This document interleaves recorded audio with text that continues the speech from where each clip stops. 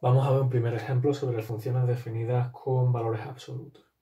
Supongamos que tuviéramos que trabajar con la función g de x definida como el valor absoluto de x cuadrado menos 2x menos 3.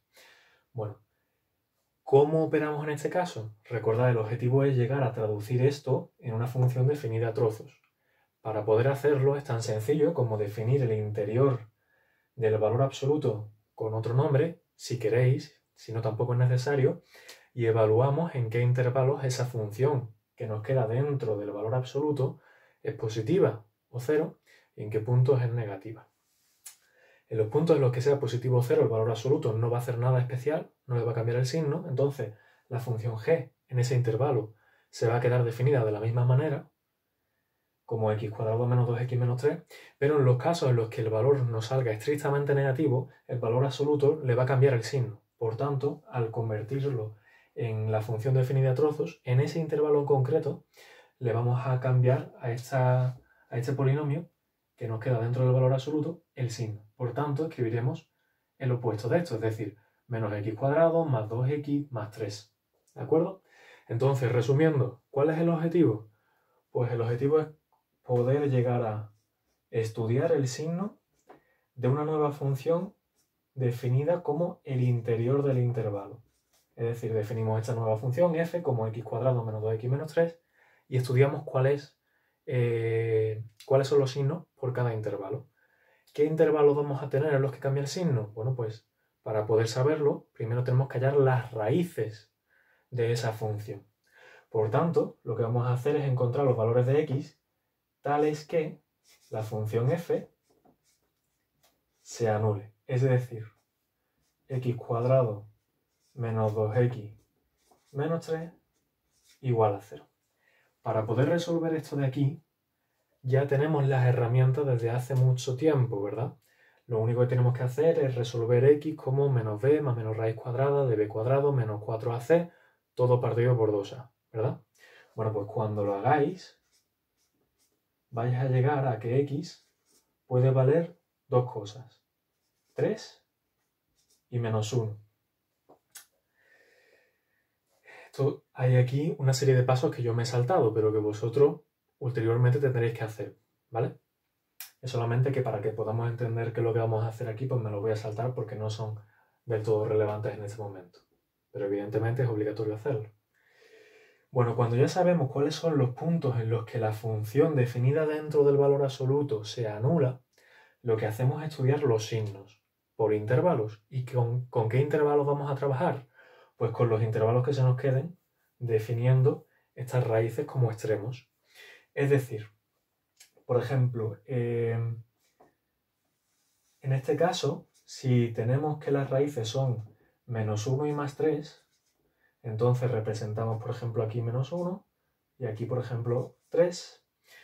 ¿Y cuáles son los intervalos que nos quedan? Pues este de aquí y este de aquí, ¿verdad? Bueno, pues estudiamos los signos. Ya sabéis cuáles son las herramientas básicas para estudiar los signos. Cogemos un representante de cada uno de los intervalos, sustituimos en la función que hemos definido, sin el valor absoluto, y comprobamos cuál es el signo que a priori saldría sin aplicar esos valores absolutos.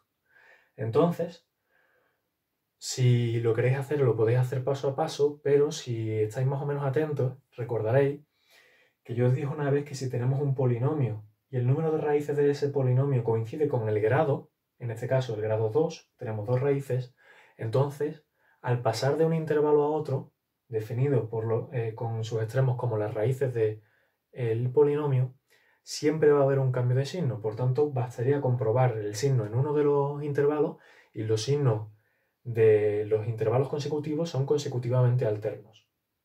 ¿Que no? Bueno, pues lo hacemos poquito a poco. Cogemos un representante del intervalo menos infinito menos 1, sustituimos aquí y vemos cuál es el signo. Y lo ponemos. Cogemos un representante de este intervalo, sustituimos aquí y vemos cuál es el signo. Y aquí, de 3 hacia adelante, cogemos otro representante del intervalo, sustituimos en la función y comprobamos otra vez el signo. Resumiendo mucho, lo que podríamos hacer es decir, pues, por ejemplo, puedo tomar el valor 0, que es un valor sencillo que se encuentra en este intervalo de aquí, entre menos 1 y 3, sustituyo, y esto es 0 al cuadrado menos 2 por 0 menos 3, que son menos 3, y menos 3 es negativo. Como el número de raíces coincide con el grado del polinomio, entonces sabemos que el signo del polinomio va a alternarse en intervalos consecutivos. Va a ser entonces positivo, negativo, positivo. No va a haber dos signos iguales, si lo hemos hecho bien, ¿vale? Repito, solamente en el caso en que coincida el número de raíces con el grado del polinomio. ¿Que no lo tenemos claro? Pues tenemos que coger un representante de cada intervalo, ¿vale? ¿Qué significa entonces todo esto? Bueno, pues significa que la función f va a ser positiva en este intervalo, va a ser negativa en este intervalo y va a ser positiva en este intervalo. Por tanto, como la función f está dentro de un valor absoluto, esto significa que este valor absoluto en este intervalo y en este no va a hacer nada especial, pero en este va a hacer el cálculo del opuesto a esta función f. Es decir, que en la práctica lo que nos encontramos es que en el intervalo menos infinito menos 1, la función g se define como la función f.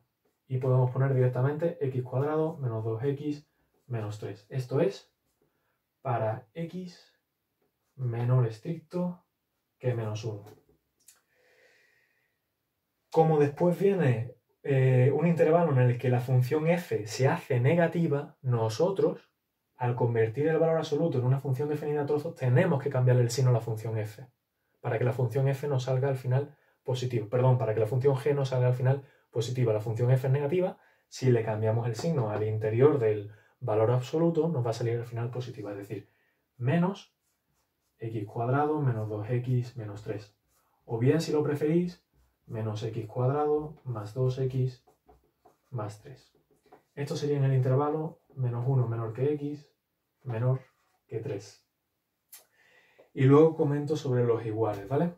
Ahora mismo no hace falta prestarle atención a eso, lo vamos a hacer al final del todo. Aunque se podría hacer sobre la marcha, pero como quiero explicarlo todo junto, lo dejo para el final. Y por último, en el último intervalo, el intervalo que nos queda por encima de 3, la función f ya está definida positiva. Por tanto, la función g, como es el valor absoluto de un valor positivo, no se le cambia el signo, no hace falta hacerle nada especial, por tanto se nos queda igual. ¿De acuerdo? Esto es para x mayor que 3. Es decir, en el primer intervalo no le cambiamos el signo al interior del valor absoluto porque sale positivo. En el segundo intervalo sí le cambiamos el signo al interior del valor absoluto, esto ya son paréntesis, convirtiéndose en esto de aquí, porque en este intervalo a priori la función f es negativa. Así que para poder conseguir que la función g sea positiva le tenemos que poner el signo opuesto. Y en el último intervalo, como la función f es positiva, pues no hay que hacerle nada, se deja tal cual. ¿De acuerdo? Entonces, lo único que nos queda por detallar es los extremos de los intervalos.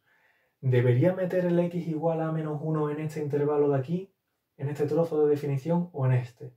¿Debería meter el x igual a 3 en este o en este? Bueno, pues lo cierto es que cuando estamos trabajando con valores absolutos, eso no es relevante.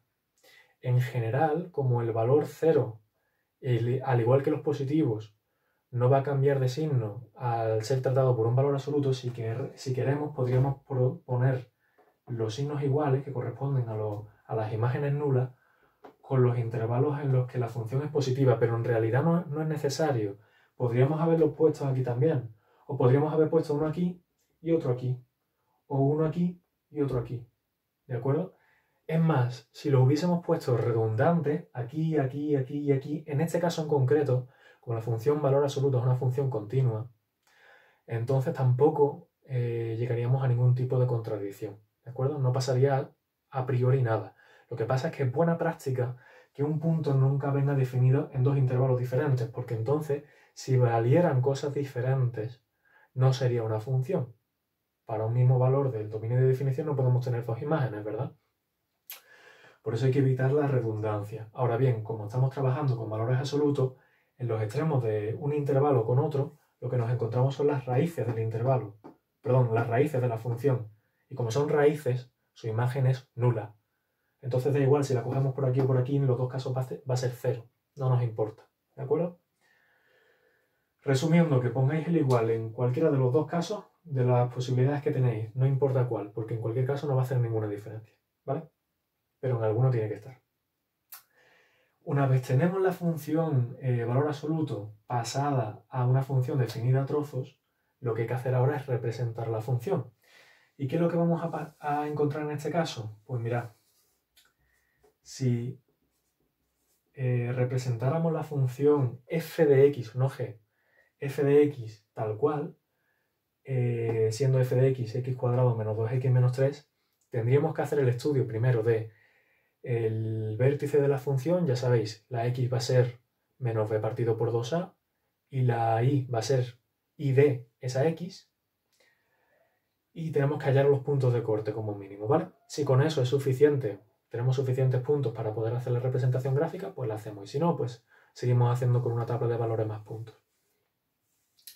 En nuestro caso, si hacéis la representación gráfica tal y como vimos en puntos anteriores de teoría, en esto no me detengo, vais a ver que la función pasa por el punto menos 1, 0, 3, 0, 0, menos 3,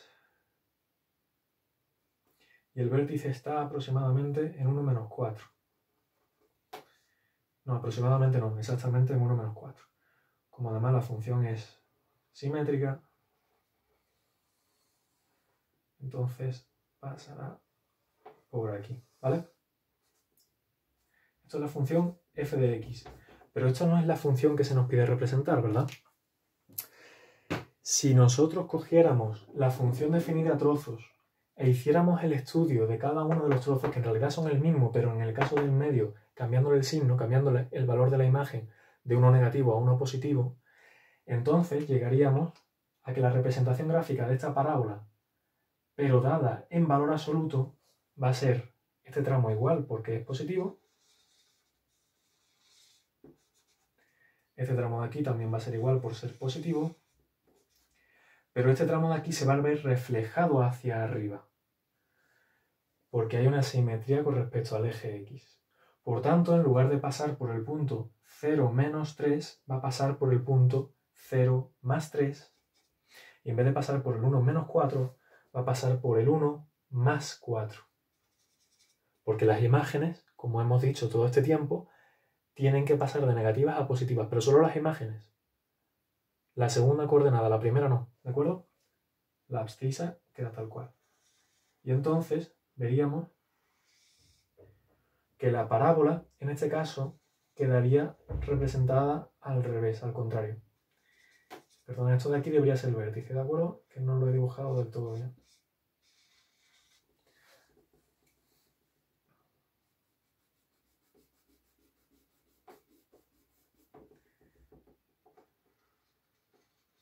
Por tanto, si os fijáis, la única diferencia entre la función f de x y la función g de x al representarla es que la función g es el resultado de coger las partes en negativo de la función f y voltearlas hacia arriba, reflejarlas hacia arriba.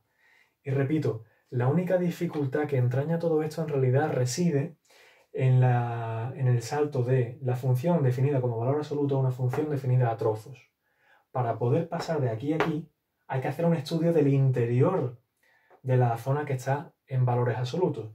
Al hacer el estudio de los signos, obtenemos las raíces, con las raíces hacemos el estudio de signos por intervalos, en este caso nos sale positivo, negativo, positivo, y al hacer al hacer la expresión analítica de la función valor absoluto en trozos, los trozos que nos salen positivos se escriben tal cual, pero sin valores absolutos, se expresan analíticamente tal cual, pero sin valores absolutos, mientras que los correspondientes a intervalos negativos se les cambia el signo. Se le pone un signo menos delante que cambia el signo a cada uno de los monomios del polinomio. Y nos cambia el signo, como veis aquí. En vez de ser x cuadrado menos 2x menos 3, nos va a dar menos x cuadrado más 2x más 3. En ese intervalo que a priori sería negativo. Para que de esta manera, en vez de salirnos negativo, nos salgan sus imágenes en positivo. ¿De acuerdo?